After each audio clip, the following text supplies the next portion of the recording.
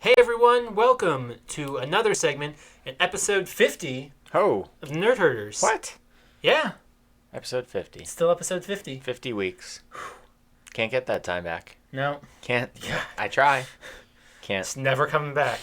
Just what have I done with the last 50 weeks? What was this? But today we're going to be talking about what we've been up to. Right. So Nick, Yes. what have you been up to? I wasn't sure if you were going to ask me that. Honestly, not much. Okay.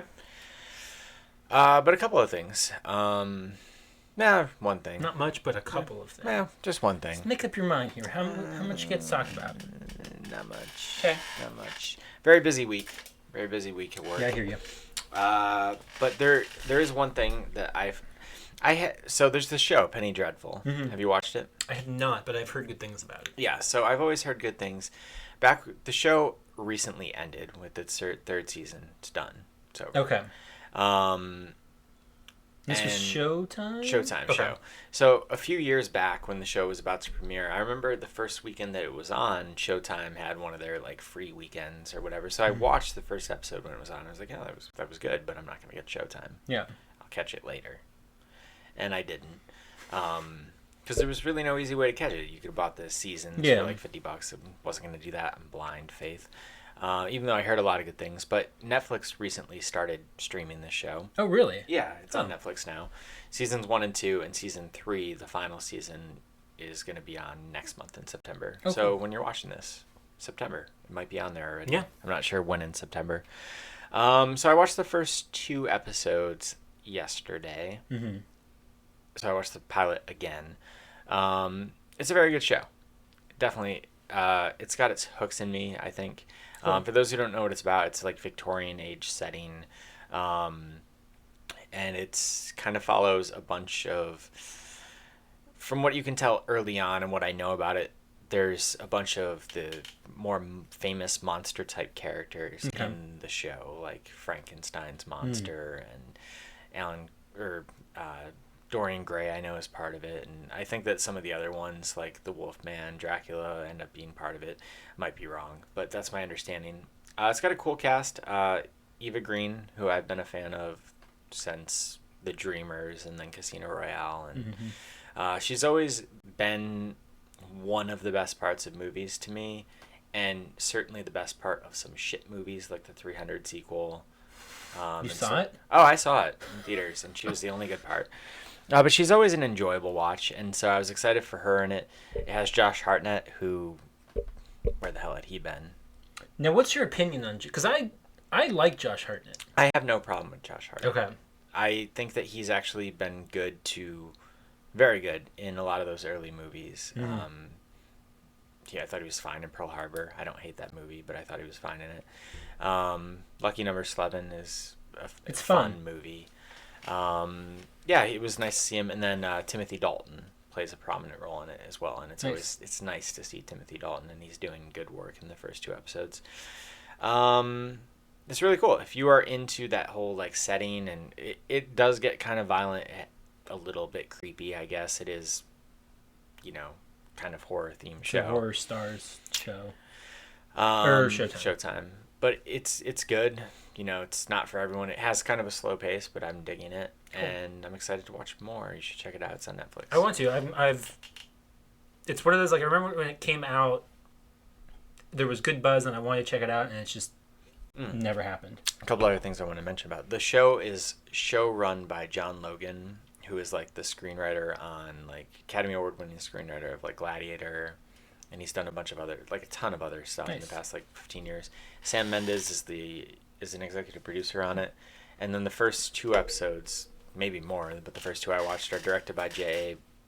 Bayona, or however you say his name. He did The Orphanage and The Impossible, and now he's doing that movie this year, When a Monster Calls, and then he's doing Jurassic World 2. So, pretty big talent doing the first 2 episodes. So check it out. It's good. Netflix. Cool. What about you? What are you up to? Well, before we get into what I've been up to, I'm surprised, because I think there's something that you might have been up to that I forgot to say. That you forgot to say. Because I saw you post an Instagram post a couple days ago about a new favorite character. Oh, shit. Yeah, I saw that. That's right. I forgot I saw it. And I still haven't I'm seen it so yet. busy. So All right. I'm curious to hear what you thought of it. Yeah, I saw Sausage Party. Okay. It's hilarious. Okay, cool. Definitely enjoyed this movie. God damn, like that. See, like, so busy that seeing that over the weekend feels like it was like 6 months ago. Like, I don't Like even when we know. started the show 50 weeks ago. No, but Sausage Party is a very funny movie. I'm sure most people know what it is. Very vulgar, very raunchy.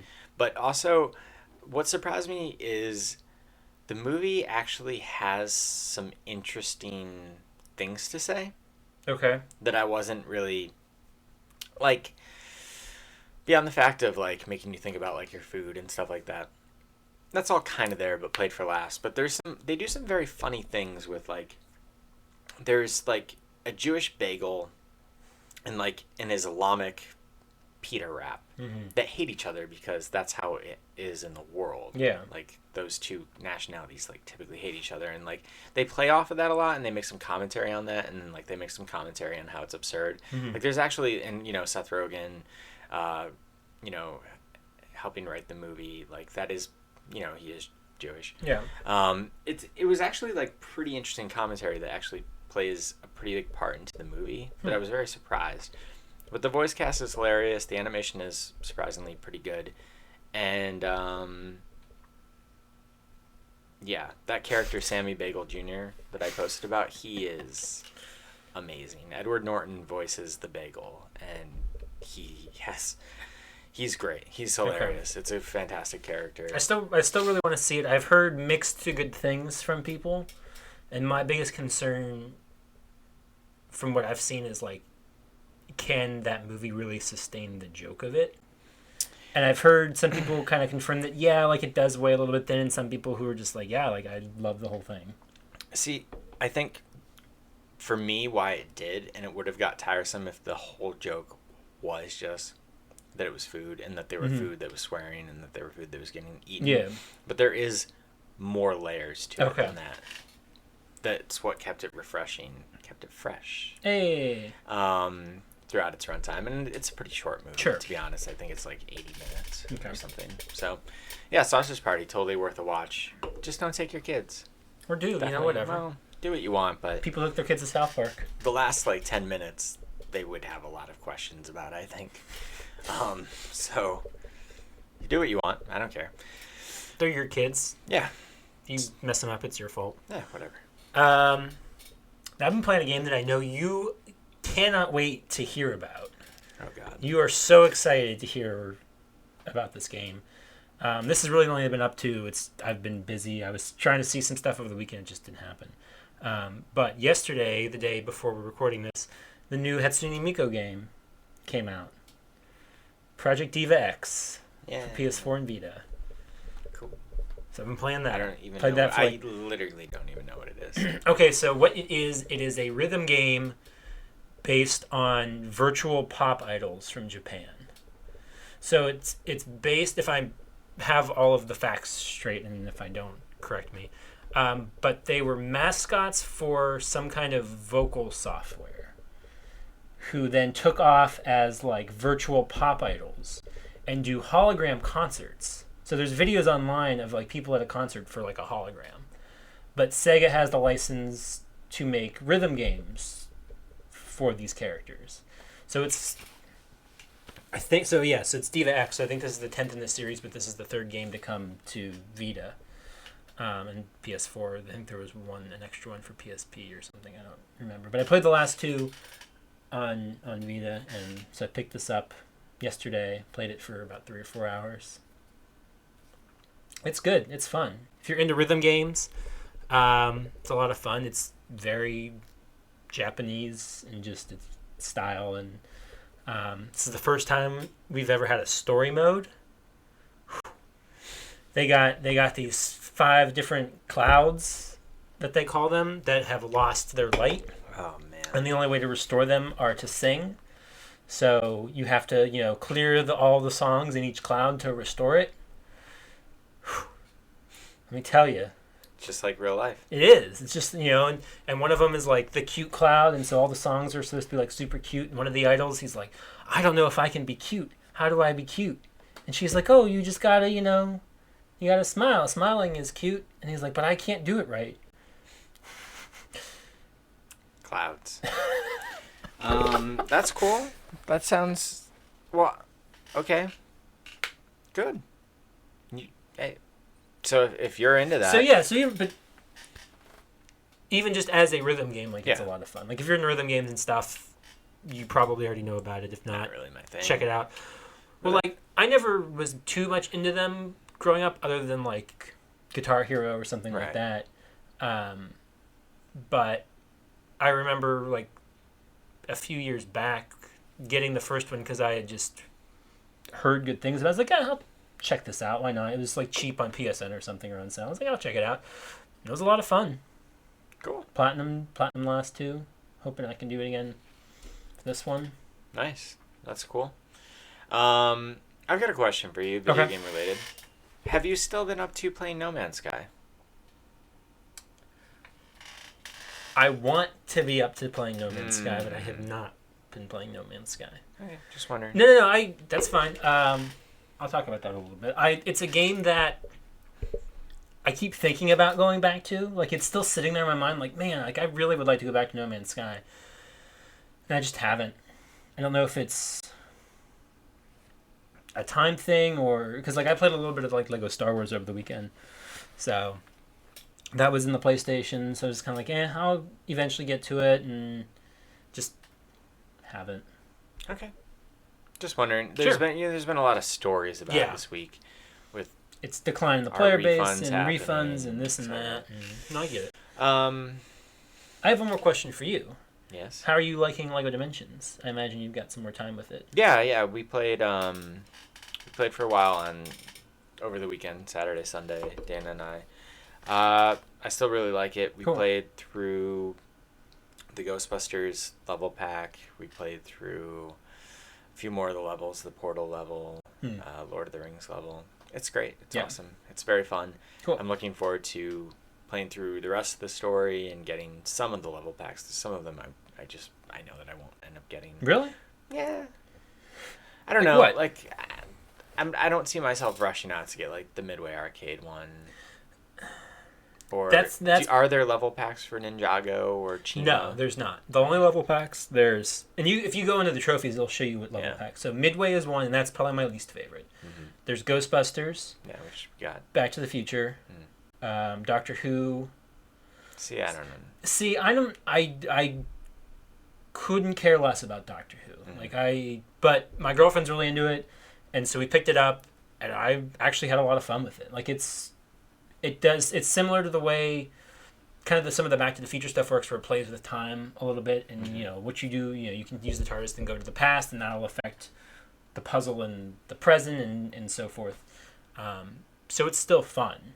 But the Midway Arcade one, like, there's some cool things in it, but once you get to the Midway Arcade level in there, you'll kind of have an idea of what the level pack is like. So I don't know. See, my thing is, like, I feel like if it were any other retro gaming studio, I might be more. I'm not really nuts about any of the Midway games. There's not much of an appeal there for me. There's, like, a hidden area that's the Paperboy Street, which is really cool. But, like, other than that, it's just kind of like you're going through, like, an arcade and hooking up arcade machines, and it's like making them, like, meet and date. Yeah. Fall in love and do the hookup. Then they go into the back room, and it's just two arcade machines just banging back and forth. Frogger and Pac-Man. Yeah. And Frog's really hopping. Pac-Man. Poor Miss Pac-Man. Just hopping around. She knows exactly where to go. She's the only female in that arcade cabinet, and all the other ones are coming at her. Yeah, I don't know. We'll see. But I will end up buying more, and the new stuff is about to come out too. Yes. A couple weeks. Next week. Is it that soon? I think it's September 6th. I might be wrong. I think it's September 6th, though. Yeah, so we got Mission Impossible level pack. Yeah. And even though, I had everything pre-ordered, and I decided to not keep all of the pre-orders. Wow. I narrowed it down to 2. Okay. That'll be good, suffice for now, and then they'll Sure. You know, Well, you also sales aren't. later You're on. still working on the story too. Like all that stuff for me is Right, yeah, done. of course. I just kind of figured there will be Black Friday deals on some of that, and I can wait. See, this for me is like cool. I'm done with the game. Now is the time to get the other stuff. Yeah. I'm trying to see. This is great. It is good, right? Great. Welcome to anyway. episode 50, where Nick checks his Amazon orders. Oh no, it's September 27th. Okay. According to this. So we got a few weeks. Yeah, but they're coming. They're coming out. I'm excited. It'll give me time to platinum Lego Star Wars. Yeah. There we go. That's what we've been up to. That's what we've been up to. What have you been up to? Let us know. We want to hear about it. Mm-hmm. Let us know in those comments down below. If you like Sausage Party, Penny Dreadful, Hatsune Miku, Lego Dimensions, No Man's Sky, anything we've talked about, or anything we did talk about, something that you think we should check out, watch, or play. You can also tweet at us. I'm on Twitter at Rich Belson. I'm at Stonks. Channels on Twitter at OABeer_official. And you can find us on Facebook at facebook.com/overabeer. We're also right here on YouTube at youtube.com/overabeer. And every Friday on soundcloud.com/overabeer and on iTunes. You can check out the Overbeer podcast, where we talk about random bullshit things. Stuffs. Fun stuff. Buckets sometimes. Yeah. Talk about buckets a lot. It happens. Happiness. Non-happiness. But that will wrap things up for today's segment of episode 50. So until next time, drink up.